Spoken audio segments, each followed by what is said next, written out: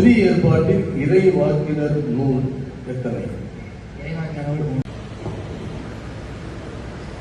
கிறிஸ்துவினால் அன்பார்ந்தவர்களே, நம்முடைய ஆண்டவராகிய இயேசு கிறிஸ்து தமது திருமறையில் வெளிப்படுத்தி இருக்கும்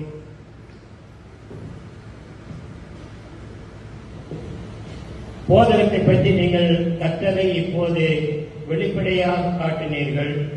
இதுவே அவருடைய திருச்சபையில் பிரசங்கிக்கப்படும் அறிவிக்கப்படுகிற விசுவாசம்.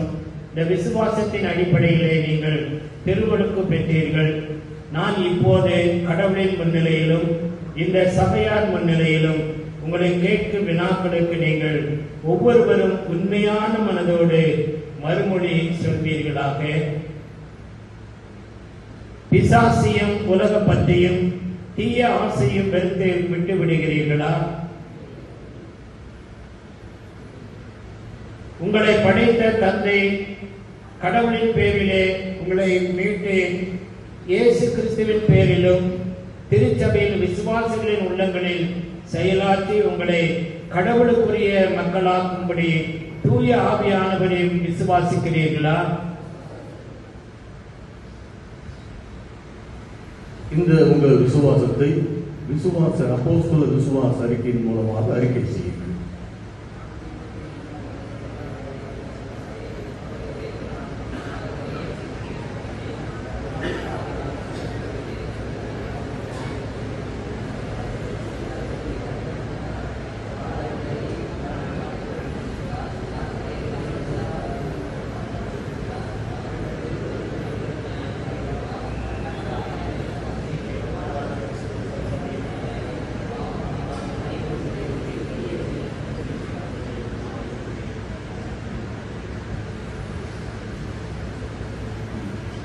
இந்த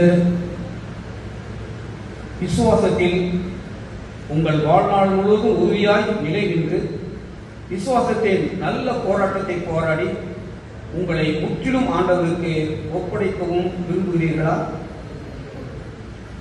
நீங்கள் ஆவியானவரின் துணை கொண்டு தீய நினைவுக்கு இடம்படாதபடி வெடிப்பாய் இருந்து இறை வாக்கை கடைபிடித்து நடக்கவும் திருவிருந்தில் திருச்சபை மக்களோடு ஆண்டவருடைய திருவுடலையும் திரு ரத்தத்தையும் பெற்று உங்கள் மீட்பரோடும் மற்ற கிறிஸ்தவ விசுவாசிகளோடும் இணைக்கப்படவும் விரும்புகிறீர்களா?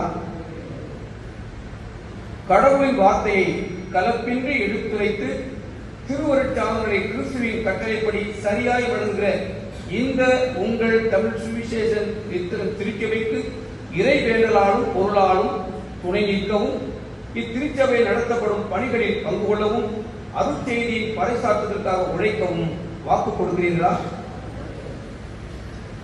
நீங்க அனைவரும் கொள்ளுங்கள்.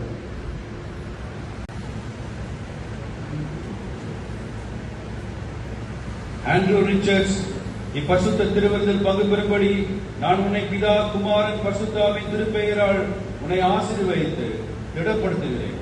கர்த்தாவின் அருளும் இரக்கமும் உன்னோடு கூட உன்னை ஆசீர்வதித்து காப்பதாக. திடப்படுத்தல் வாக்குத்தத்த வசனம், நீ என்னால் மறக்கப்படுவது இல்லை. ஏசாயா 44 அதிகாரம் 21